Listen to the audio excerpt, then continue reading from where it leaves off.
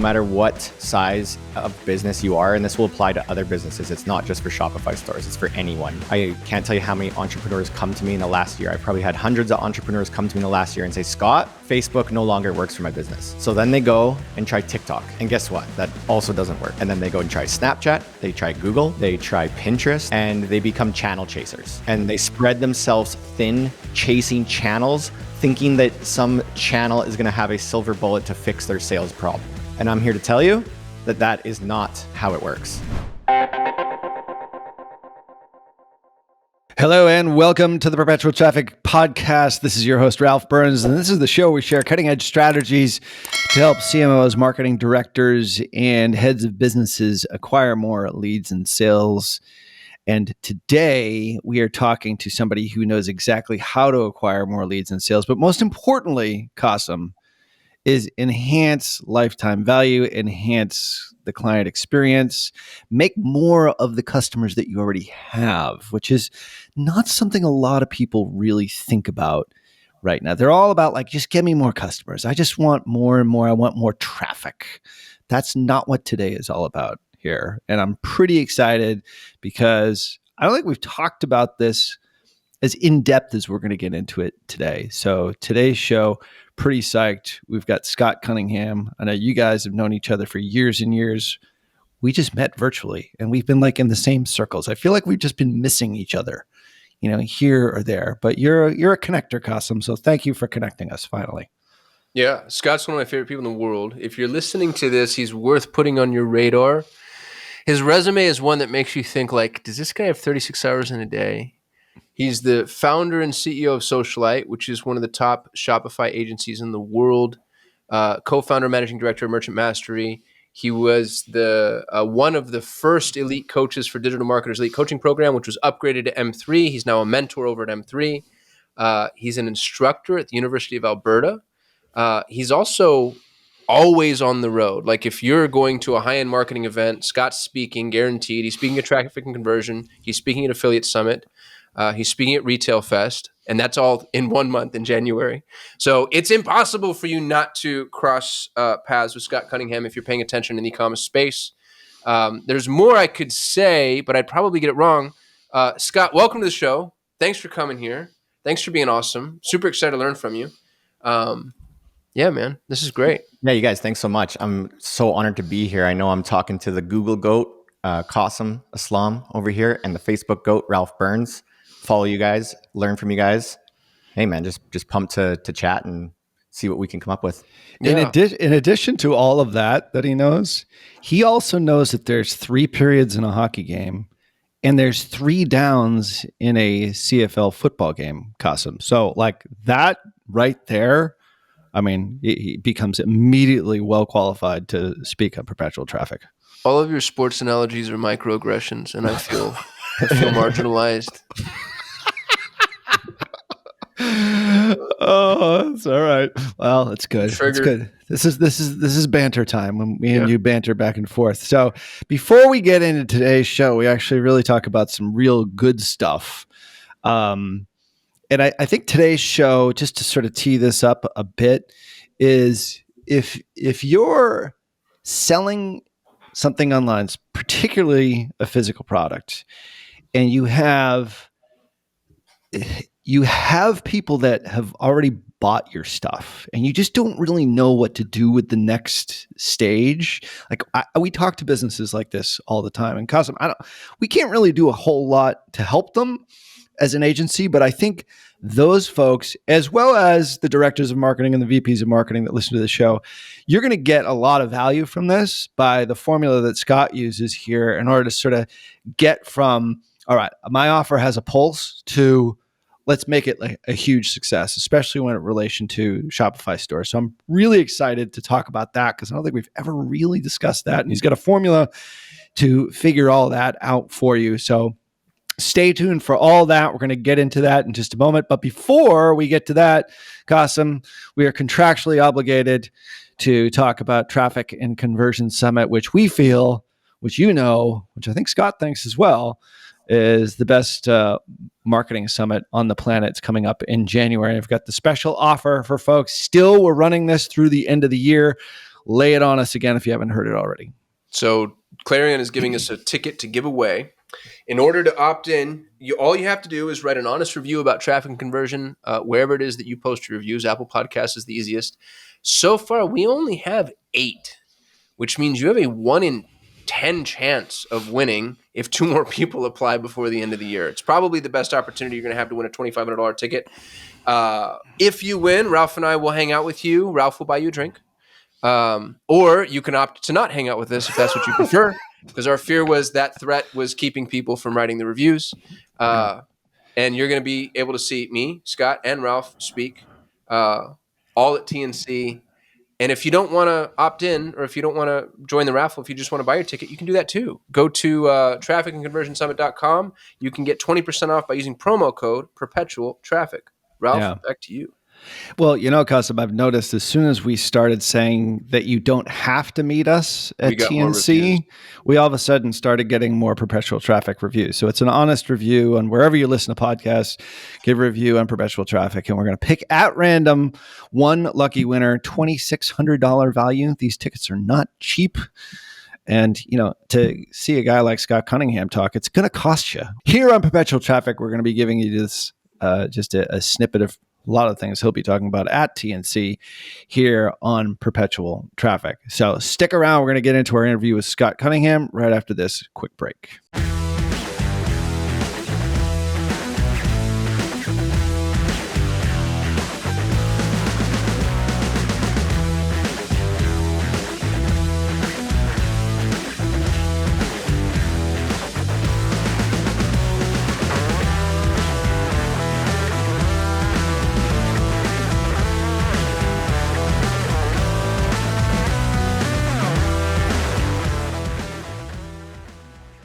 All right, we are here with Scott Cunningham, and we always ask every guest on Perpetual Traffic for a nugget that the Perpetual Traffic listener can immediately implement and see success. What hath you with a nugget for today's show, Scott? Yeah, good to ask.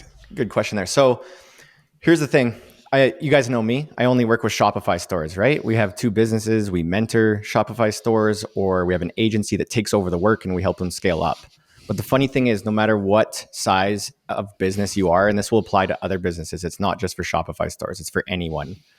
I can't tell you how many entrepreneurs come to me in the last year. I've probably had hundreds of entrepreneurs come to me in the last year and say, Scott, Facebook no longer works for my business. So then they go and try TikTok. And guess what? That also doesn't work. And then they go and try Snapchat, they try Google, they try Pinterest, and they become channel chasers. And they spread themselves thin, chasing channels, thinking that some channel is going to have a silver bullet to fix their sales problem. And I'm here to tell you that that is not how it works. Okay. If you want to crack any channel, it's more important that you understand your avatar and you fix your positioning. So it's not the channel that's going to fix your sales problem. It's your messaging and your positioning. And the truth is, no matter what stage you're at, if you're doing 10 grand a month, if you're doing 100 grand a month, if you're doing $1 million a month, if you're doing $10 million a month, everybody hits a sales ceiling.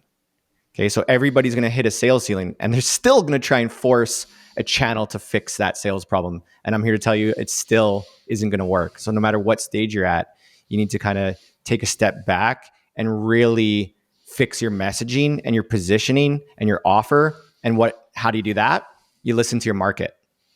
Okay. So we need to continually evolve our positioning based on a constant feedback loop with our market. And I hope that was a good enough nugget that you could walk away and implement. If not, stay tuned for the rest of the conversation, and I'll actually be giving you a 5-part formula that you could use to fix your positioning no matter what stage you're at. Dude, I'm going to steal that phrase from you, channel chaser. Don't be a channel chaser. It's so true, though. I'm sure you guys see it all the time. Oh my God. Oh yeah. Yeah. I mean, it's, I mean, I think on our end, it's Facebook, we used to get 3x ROAS, and now it's like we're break even, or what. Things have changed. I started my business in 2020 during the pandemic, and things were crazy, and now it's back to reality. So it's a lot of that kind of stuff. And so I tried TikTok. I went to Google, and that didn't work. Tried YouTube. It's going back and forth, back and forth. And at the end of the day, it's not necessarily about the channel. It might be about a different approach for your product or service in messaging, avatar, understanding why your customers buy in the first place, which is not really the sexy message, because they always want like, where's the thing? Where's the silver bullet for me to get to that next step? And I think one of the most important things is to look at the things that you look at, which you have not told us what this 5-part formula actually is. But I think if you're listening on today's show and you have reached that stage where you've either hit a ceiling or maybe you've got a pulse, your offer is working, I think it seems like this methodology works for both sides of the equation. So maybe we can just get right into it and reveal the 5-part formula, and then also talk about like other ways in which you can, continue to scale and grow that business by not necessarily focusing solely on customer acquisition, which is something that's, I think is super, super interesting, especially now. Yeah, you bet. I think like looking at Perpetual Traffic, the podcast, in my opinion, I look at myself as maybe an advanced marketer. Kasim was definitely pumping my tires a little bit there, and I appreciate that. If you can ever get Kasim to introduce you on something, I recommend you do it. It feels really good. He's a good hype man. He's a good hype man. But I do feel like, Perpetual Traffic, there's going to be a lot of smart marketing people listening to this, a lot of CEOs, direct marketing directors. And I think it's going to be a breath of fresh air, because the principles I'm going to be walking you through, you're going to be like, I've heard that before. I know that, but I don't have a way to systematize it and prioritize it in my day-to-day work. And I think this is going to give you like a really simple way to kind of use this in the real world and implement it. And you don't need to be like, wait a minute, I already know all that stuff. It's more like, oh, I already know that stuff, but this sounds like a really easy way to implement it. There's so much truth to the, I already knew that, but I don't have a system to deploy it. It's like nutrition. It's like, yeah, I know I need to eat well, but I don't know how to eat well. I don't know macronutrients. I don't know how to meal plan. I don't know. And now it's hard, and now I'm just not going to do it. And the minute somebody hands you a system and makes it easy, like that's really the value. That's the gold. So I'm excited to hear this. Yeah. And it's exactly really going to break it down in a way that's reusable, so that when you get stuck at 10K a month, you can use it. When you get stuck at 100K a month, you can use it. When you get stuck at $1 million or whatever it is, you can keep using this formula, and it's a systematic approach. So let's get into the 5-part formula. We'll get that going here. I think when it comes down to the first ingredient, so the first ingredient has to do with attention. Okay, so I think you guys did a good job of getting the listeners' attention, saying I got this magical formula and I'm speaking on all these stages and I've grown all these Shopify stores. So everyone's probably thinking, okay, he knows what he's talking about. This guy's got my attention. But if all of a sudden, Kasim started interrupting me and making some loud noises and doing some impersonations of Ralph, everybody's going to be laughing. Football, 3 downs and a quarter. Okay, so all of a sudden it's like, right. wait a minute, right? It's all of a sudden it's like, I don't even know what Scott was about to tell me. I was engaged, but now I'm laughing, and I have a different emotion that just got evoked, and Scott just lost my attention. Kasim has all my attention. And this is what happens all the time when we're advertising. Even if your product is going to change your customer's life, like literally change their life, and I know that you believe that it will, your product or service, there could be some pink, what does Seth Godin call like the purple cow or whatever? Yeah. There's some distracting thing that will have no impact on your customer's life, but it completely steals their attention, and they walk away. Even though your product was going to change their life, some little distraction over here on TikTok, some dance video or something steals your customer's attention. They're lost forever. Okay, so we need to address this. And with the first ingredient, we're going to address this. And the first ingredient, you probably all heard this in the marketing space, but it's the hook. Mm-hmm. It's the hook. And to come up with a good hook, we really need to understand our avatar. So the first ingredient in the formula is not about your business. It's all about the avatar. And we go through this like really nerdy 41-point questionnaire every time we're working on a campaign to get to know the avatar. We want to know like their undesirable state, their frustrations, how your product's going to change their life. But one of the simplest exercises that you could do as a listener to implement today, I like to compare the average day before and after a customer buys from you. And has everybody here heard of like the company AG, or everybody here, I guess the listeners, you can leave a comment and let us know. But AG1 Greens, Yeah. No. right? You've seen their ads. They do like the health drinks. Athletic Greens. Yeah. Athletic Greens. Okay, Athletic Greens. I saw a really good hook from them in one of their ads, and I don't work with them. I haven't bought their products yet. I might, but they had a really good hook in one of their ads. It said, "Say goodbye to your daily pill routine." Say goodbye to your daily pill routine. Okay, so what are they doing with that hook? They're speaking to an existing pay point of that avatar for anybody who takes daily pills. And what happens when you take daily pills? You're thinking, did I forget my zinc? Did I take my vitamin D today? And you're always forgetting. It's an annoying habit that you have to commit to. So they're calling out that pain point, and nowhere did they explain what they do.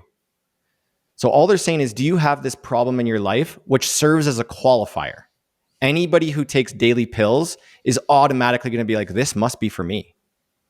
This must be for me because I do it, but I don't like that I do it. Okay, so that's the purpose of the hook. The better that we can read our customer's mind. And it's not easy. It's not easy.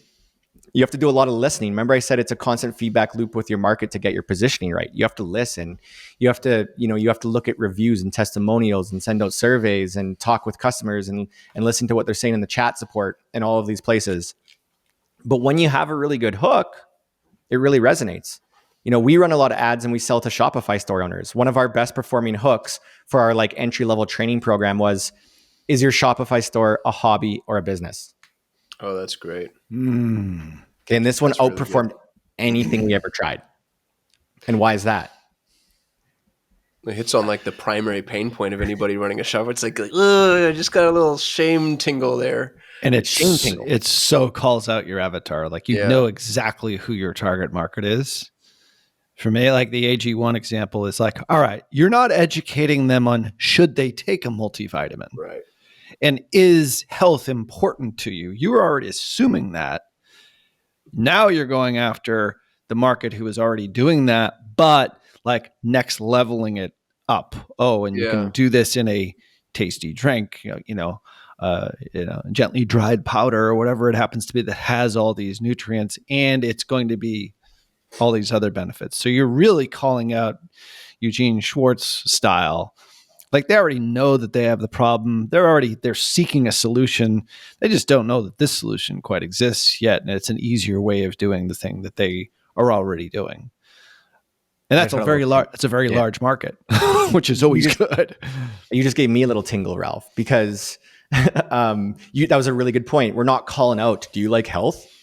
Yeah, We're you saying, qualify the prospect using the hook. It's like this hook is only going to appeal to the prospect that's right for you. One of the best hooks that ever worked for us was that exact thing. It was, is your media buyer lying to you?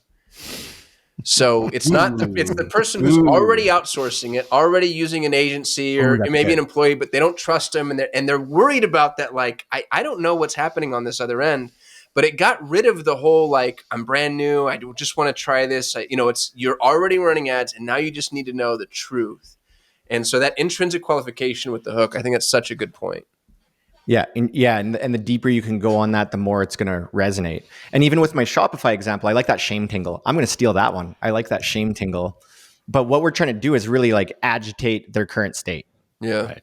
Okay. Right. So they're just like, they weren't on Facebook to shop for a Shopify solution. They weren't on Facebook to buy a health drink, but all of a sudden we've won their attention. So we stop them from scrolling. We rattle them up and they're like, I always want to picture them like slapping their knee, laughing, opening their eyes, but there's some type of reaction. Okay. And so that's the first, I think about it in a lot of ways. And if you're watching on our YouTube channel, by the way, you should be perpetualtraffic.com/YouTube. I look at it this, like thumb, thumb, thumb. I see my kids doing it all the time. It's like I'll be watching and I'm like, that's exactly what us as marketers are really trying to do. We're trying to get the thumb freeze, the thumb stop right there. Like you caught my attention. I have a Shopify store. We were talking about pre-record. Like you typically work with people who have Shopify stores in most cases. Maybe they're, selling on Etsy, maybe they're selling on, other platforms, but that's a pre-qualifier for who you specifically know you can help those people. And I was on a call with a potential client who's going to become a client because they're a little bit larger, but these guys are part-time. They're like, I'm not sure if can we really make it? Can we not make it? It's like they're in between. They are exactly that avatar. Is your Shopify store a hobby or a business, or a business or a hobby? Or have you tested Hobby or that? business. Hobby or a business? Yeah. Because business, got it. Yeah, makes Because more if sense. you're not prioritizing it, it's not growing. Is it really a business? Sounding more like a hobby to me, which they don't want to hear. That's a little shame tingle. Yeah, I might drop shame tingle a couple more times because I love it so much. I like By that. the end of this, there's like Scott came up with that. I'm going to coin that. It's a lot of trademarkable things we're saying here, Scott. So, and yeah, so we got the hook, right? We got the thumb freeze too. That was a good one too. And basically, when we win their attention, it comes with great responsibility. So if we're going to win their attention and read their mind better than anybody else could, what happens to the customer? They turn into a detective. Okay, so they become Sherlock Holmes. And the customer is about to interrogate you now. So it's all fun and games until you won their attention and made them commit to you a certain amount of time during the day. Okay, so what happens? They become a detective, and now they're going to interrogate you with 4 lines of questioning, and these are the other 4 ingredients of the formula. Okay, so what the first thing that they're going to say is, yeah, you got my attention, and they're a little bit riled up now. Sherlock Holmes investigating you, and the first thing that they're going to ask is, okay, it's my Shopify store, hobby or business. Yeah, how are you going to help me with that? Or say goodbye to your daily pill routine. How? How do you fix this? Okay, so with that line of questioning, we address this with what we call function attributes. So function attributes are your features and benefits. They literally explain how your product works, how you use it, what you pair it with, what the result would be, what the steps are, how you store it in your fridge, whatever it may be. It's the ingredients. I'm thinking of 2 things, service offerings and products. But if it's products, it's literally like the AG1 example. How many minerals in there? How many vitamins? What does it taste like? How long can I store it? When does it expire? How do I consume it? How is it different than a competitor's product? What's the value proposition on it? Why is it better than an alternative? And so with this one, it's literally like how my product's going to make your life better. And so then they're like, okay, so we'll keep going through the formula. They're like, you got my attention. Okay, I don't want to be taking daily pills. Ooh, it sounds like this daily drink is going to solve this. And then the next line of questioning is going to be, but who are you? Who is selling this? Okay, so we address this line of question with what we call brand attributes. And with brand attributes, it's about triggering instant likability and relatability. So we want the customer to see themselves in your narrative. So it's a lot of it has to do with the voice, but obviously the values. It's your values, it's your mission, it's your cause. And one of our favorite things to do in the Shopify space, which we have everybody do, is come up with a founder video. Okay, and we love founder videos on Shopify stores because 1, it doesn't seem like you're buying from a drop shipping store in a million countries away from you. It gives a face to the brand. But usually with Shopify stores that we work with, these owners are product category nerds. They are nerds in their product category. And people like buying from product category nerds. So we would have founders be like, I climbed the highest mountain. I swam the deepest ocean and I almost drowned, but I got myself back up for 2 seconds. I got a breath of fresh air and then I almost drowned again, but then I got back up and I solved it for myself. I solved it for a bunch of people and now I'm solving it for the world. And if we've spoken to the pain point of that customer and they're basically like, they're like, okay, I have this problem and now I need to solve it. Who are they going to buy from? They're going to buy from the person who already did the due diligence, did all the research, explored the world 6 times over to solve this and did it. And ultimately, the customer is going to see themselves in that narrative and be like, whew, I like this company. So we're getting close to the last 2 ingredients here, right? So first of all, it was the hook, got my attention. How does it work? We address that with function attributes. Ooh, I really like this company because the brand attributes. But is this company legitimate? Is the next question. So we all know, as the smart people listening to this, we want to leverage social proof, but what we call influence attributes. So these are third-party endorsements. And it would be things like, of course, testimonials, reviews, user-generated content, but it's also things like certifications that you've received, awards that you've received, magazines you've been featured in, how many times you sold out of your product, how many 5-star reviews you have. Any kind of third-party endorsement we would use for influence. And then basically, by the end of it, now it's like, got my attention, get how it works, love the company, people are saying amazing things. The last question is, based on everything I know about this product in the moment, is the perceived value greater than the cost? So this 5-part formula that I've been walking you through, we call it an offer stack, where our job is to preempt the objections in advance, stack so much perceived value that saying yes to buying is a no-brainer. So this last ingredient, we call this one transaction attribute. And to really tip the scale in our favor and leave nothing to chance, we're going to include an incentive or take away a risk with what we call like the transaction attribute. Okay, so it could be something like 10% off your first purchase, buy 2, get 1 free, free shipping over $100, or there's no discount at all. It could be something like taking away a risk, 30-day money back guarantee, lifetime warranty, free exchanges.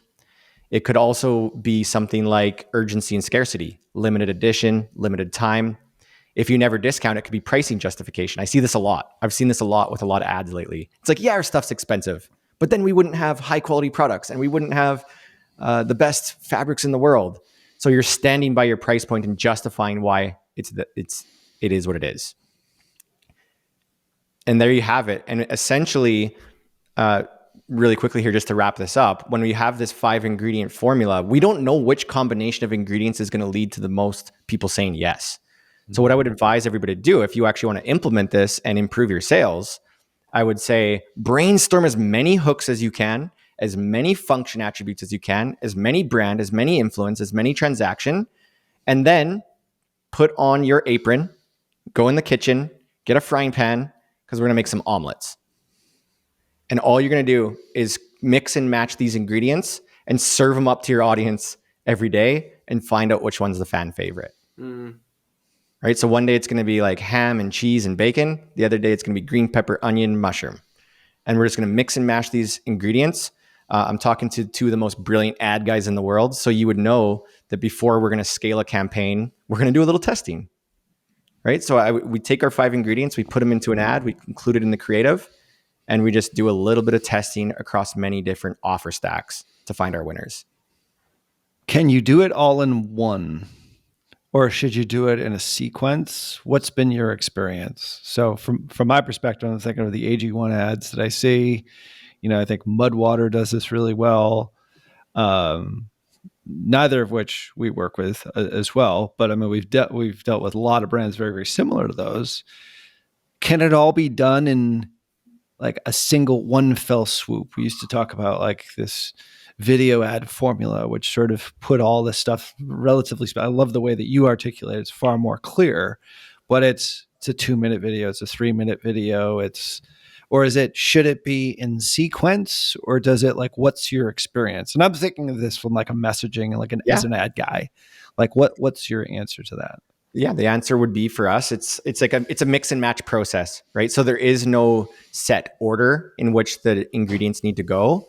You don't always need to include all 5. Okay, if you're sending out like email campaigns, you're not always going to see all 5 ingredients in an email campaign, because the job of an email is to get people to the website. So on the website, you're going to see the 5 ingredients 6 times over. Right. You're going to see all the ingredients on a product page, all the ingredients on a homepage. With ads, the way that we train a lot of the merchants that we've worked with in Merchant Mastery is we do advise them to use all 5 ingredients when they're getting started. Mm-hmm. And once you really understand the principles behind this, then you can get a little bit more flexible. And what you just want to do is make sure you're intentional. So if you have an ad that doesn't perform, like I got a cool story. It's this guy in Merchant Mastery who sells craft vinegar. His name's Rodrigo. Dude, people go crazy for that stuff, by the way. I did no idea vinegar had this like weird cult following, but oh my goodness. Yeah. Neither did I. My wife is one of them, but yes. Okay, so he's in Massachusetts. So oh really? Yeah. You've given this dude money, Ralph, for sure. Oh yeah. You probably did. And I probably already have. Yeah. And And he was like, when I first met him, I was like, wow, this guy's an all-star. Like I met him through this organization called Shopify for Startups, where Shopify sees like the next up and coming merchants and they include them in this program. And then Shopify for Startups loves merchant mastery because we can actually help them build their foundations, launch sales campaigns. So we met him through that organization. And when we met Rodrigo, he went through all of our training. He worked on his positioning, his website. He had his emails all set up. But when he launched ads, in his first experiment, he spent about $1,200 and generated less than 600. So that's less than 0.5 return on ad spend. Not so good, but it's okay when you're experimenting, but still not so good. Okay. So we're like, okay, we got to audit this. And this is what I mean about being intentional with the ingredients. When we looked at all of his ads, we're like, yeah, you're nailing it on everything, but you're missing one key ingredient: brand attributes. Where are the brand attributes?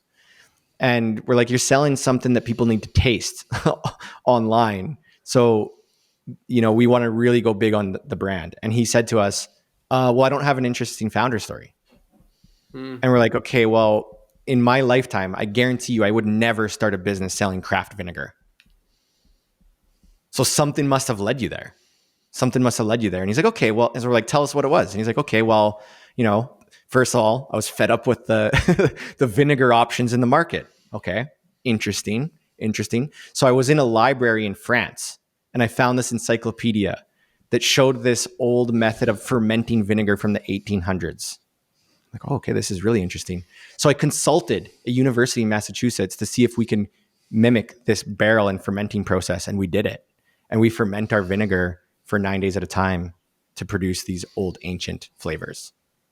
Okay, so pretty good founder story that he didn't even see. That's like a lot of these founders don't even know how amazing their own founder stories are. That's so funny, dude. You're right, because that's so compelling. Like, as you're telling me, I'm just like on the edge of my seat. And then what happened? I'm like, that's so cool. Yeah. And who wants to try that vinegar, right? Like, do you want to go try some big box white vinegar or that? And we relaunched those ads and we spent like $400 in the first week and hit a 4 return on ad spend. And we were able to like grow him up to 30K a month. He sold out of vinegar. His people wanted to quit. All these fulfillment issues, good problems to have. But he was missing one of the ingredients. And we were able to catch it through using this formula and the audit. The amazing thing is that humans are hardwired for stories, right?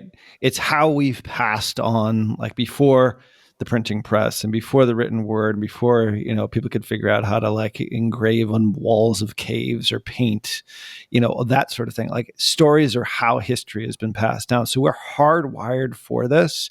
You could just see like with your story, what you were talking about with this guy who sells vinegar, me and Kasim were like, I kept thinking to myself, how is this going to turn out? Yeah. Like as you're a good storyteller anyway, so that obviously helps. The point is like we're hardwired for that, and if it's like the one element, like if you ever, I don't really do much baking, but like when I do, I know you have to add just a little bit of salt to like bread, and if you don't put it in, it tastes like crap. But it's the one little thing that you need in order for the bread to taste right. I'm probably butchering this for like any bakers that are listening out there. But the point is like, I know like there's ingredients, there is a formula, but if you're missing that one ingredient, stuff will fall flat.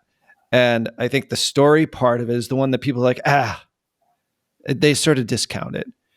But it's the ads that I watch. And the reason why I don't have like YouTube Premium is because I love watching advertising. I mean, I guess I'm an ad guy, I'm a marketing guy, whatever. Point is like, I think the Mudwater ad came up in my, on my YouTube yesterday as I was flying back from San Francisco. And I watched the whole thing and it was his story. I was like, wow, like that's really cool. But the point is like we're hardwired for that. So each element of these 5 steps, it's essential to have them. And my question to you earlier was, do you put them all in one, or do you sort of sequence them over time? But you have to have all 5 ingredients to get to that next stage. This is the part where, we call this, ready for it, offer harmonics.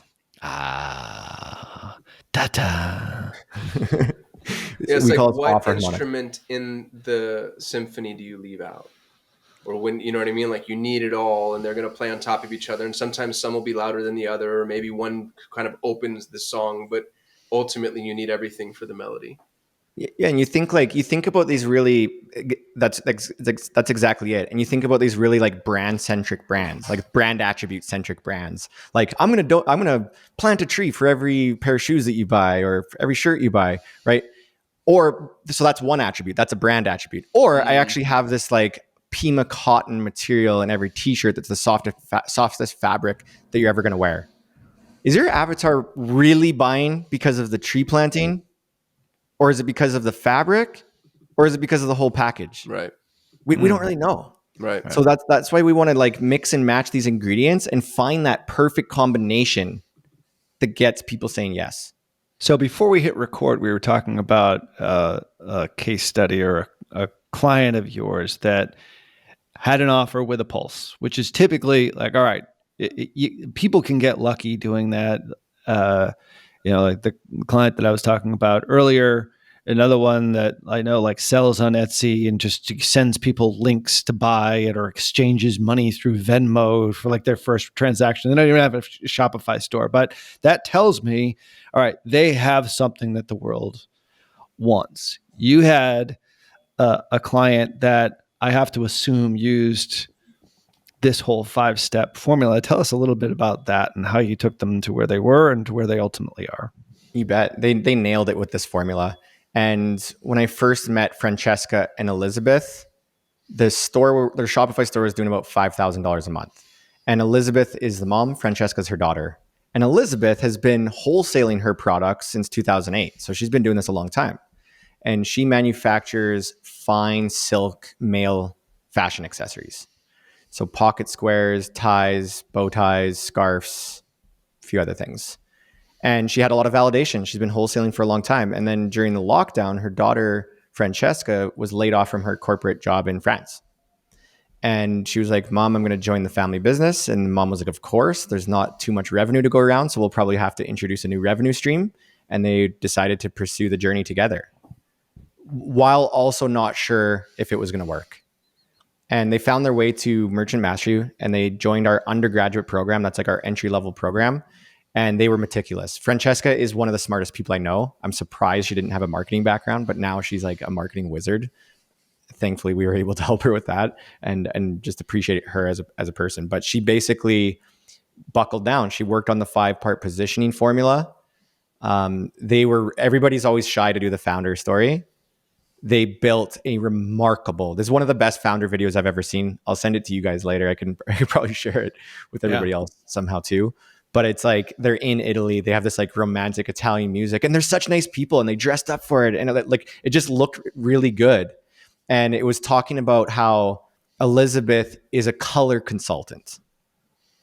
See, these little founder stories are so interesting. She grew up in Rome and her dad used to show her the sculptures and she got fascinated by colors and she became a color consultant. And wouldn't you already rather buy somebody's pocket square who was a color consultant who grew up in Rome than from a big box department store? Mm-hmm. So it's really effective stuff. So they were really able to lean in on brand and how they only hire local and they support local and they were able to really put together that 5-part formula. They were able to update their website. This is the thing about Shopify stores and most people's websites. They could look really good, but they are really bad at selling because they're not including all 5 of these ingredients. And they were just basically followed it to a T. They did all the 5 ingredients. We do a lot of email marketing. We're one of a few platinum Klaviyo partners in the world. So we do a lot with email. We help them set up their automated flows. We help them come up with a campaign schedule. And then we launched the ad experiment. And I remember it doesn't always start off like it's super successful. You got to like learn which one is the fan favorite of the omelet and the offer stack. And then you do find your fan favorite. You eliminate the other ones. You come up with iterations of that winner. You see if you can scale it 10% a day and you keep on going. And it's so funny because when I met them, they were doing about $5,000 a month. That was like a year and a half ago. By Black Friday last year, they hit $55,000 in the month of November 2022. And then I got a message in our community in September of this year, in 2023. It said, hey, I just want to share with everybody, we hit our first 100K a month. Wow. And when me and my mom met with Scott, he looked at our store and he said we were going to hit 100K by the end of the year, and neither of us believed him. I love that part of the story because, they're blunt, Europeans telling it like it is. Mhm. But I saw what they were doing, and I'm like, the truth is, for a Shopify store, the hardest part is getting to $1,000 a month. The second hardest is getting to $10,000 a month. Getting from 10 to 100 is actually quite a bit easier. You just need to control the numbers and the profits. But fast forward to 2 months later, they hit $286,000 in November 2023. Wow. Wow. Can you share the name of the store, Scott, so we can support them on the podcast? Elizabetta. Elizabetta. Yeah, and they're phenomenal, really, really phenomenal people.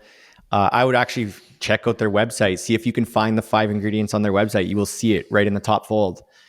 Sign up to their email list, see if you can see these ingredients in their emails. See their retargeting ads, see everything that they're doing. They're just following this method to a T. Yeah, I'm on the site now. Everything's beautiful, and you're absolutely right. They really have followed the rules of e-com. Yeah, and it was just night and day. If you go to the Wayback, or the, what is that, Wayback Machine? Yeah, Yep. archive.org. Yep. You could go check out what it looked like before, and it's nothing like this. And they've just really kept evolving. And once you really understand this formula, it's so funny because has anybody here ever had somebody come to you and say, "Hey, look at my website and tell me if it's good"? It's the first question every new prospect asks. Yeah. Yeah, can you look at my website? And the truth is, as long as you have these 5 ingredient formula in your back pocket, you can sound really smart pretty quick. Mm. So you're like, oh, you're missing brand, you're missing function, you're missing transaction. And I've gotten a lot better at auditing websites with this formula in my back pocket. I think so many folks, and I think there's probably a lot of folks that listen to this show on a regular basis, they're so guilty of saying, oh, brand. Are you kidding me? Come on. Like, I just want performance. I just want to put $1 in. I want to get $3 back. Like every Shopify store owner has ever said to me ever. The magical 3-to-1, ROAS off Facebook, off cold traffic. And it's interesting when you sort of see the evolution of performance marketing, especially in the last year or so, and the shifts that are now going on. You even see it from Meta's standpoint. Meta realizes that you can certainly make sales, but to have a lasting impression as a brand and to actually become a legendary brand, you actually have to start doing branding. And people think that branding is that, oh, I need to hire a branding agency and I need to spend hundreds of thousands of dollars and I need to buy a Super Bowl ad, and that's branding. That is not branding. What you're talking about here, we'll leave links in the show notes for this site as well as some other examples. That is branding because it's the founder story. It's how you actually differentiate yourself from the market, as opposed to buying this as a big box store at a Neiman Marcus or a Talbot's or wherever it happens to be. Like, that's brand, and it's done without the assistance of $1 million budgets, which makes it so cool. Mm. It could be really expensive, right? That's the thing. And we're not big proponents of big expensive branding. Like, when you have the budget to do it, but that's not your first priority. When I think about brand attributes, it's what you said, Ralph. It's not about a big Super Bowl ad. It's just like, the easiest way for me to think about it is how quickly can I trigger likability and relatability?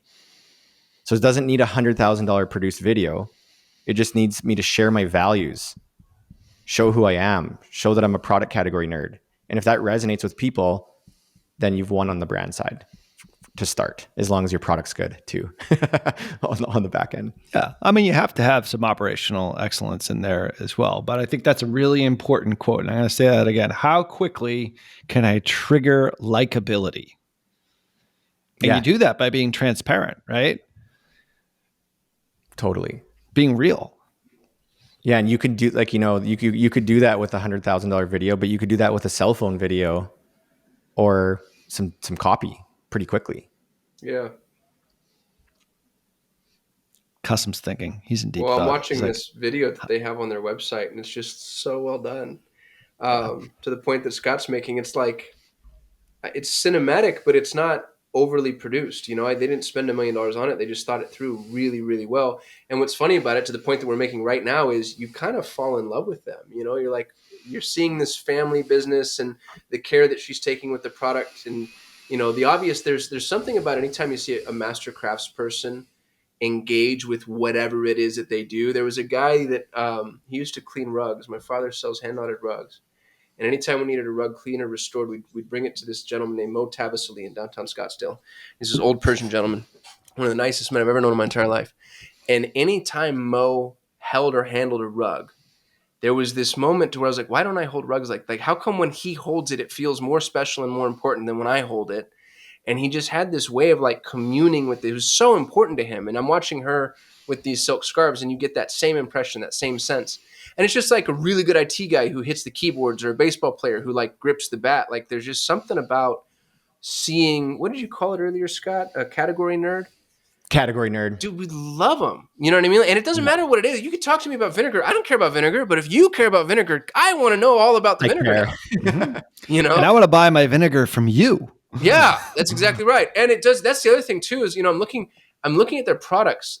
The price on these doesn't matter to me now, as long as I can afford it. If it's not exorbitant, because I'm not buying the product alone, I'm buying the story. And when you ask me about my tie, I'm gonna be like, oh my goodness, let me tell you about Elizabetta and her daughter and this. You know what I mean? So building that in, it's such a value proposition, and what they did here is just really, really well done. Yeah, you're right. It wasn't a massive budget. It was just authentic. And like if you meet them in person, you'll see that they kind of went all out. Like they dressed up. They got a good location. The location was really good. Oh, it looks like a castle. I don't know where they are, but like I see the walls are faded, but obviously at one point were stunningly beautiful and colorful, and yeah, it's amazing. It's so well done. It's 2 minutes long, and I haven't been able to listen to it yet, obviously, because I was watching it on mute, but. Yeah, it's such a good example of that's the type of thing that really sets a brand apart. Because if I'm going to buy a tie, I'm going to buy the cheapest, or you know what I mean, like, or the most affordable, or the one with the biggest guarantee, or whatever. There's no story to a tie. If I go to Ross, it's just like, all right, what tie? But the minute you put this in front of me, now I'm buying a story, and I'm buying into a kind of a narrative, and then I feel like I belong in a way. Like I'm sort of in this little I've learned. special club. Yeah. Well, Scott, I mean, just to summarize, we've got the 5-part formula again: attention, then function attributes, then number 3 is Brand. who are you? Brand attributes, Yep. right? One that we've been talking about for the last 10 minutes. Yeah, that one. Influence attributes, number 4. And then 5 is transaction attributes. You got it.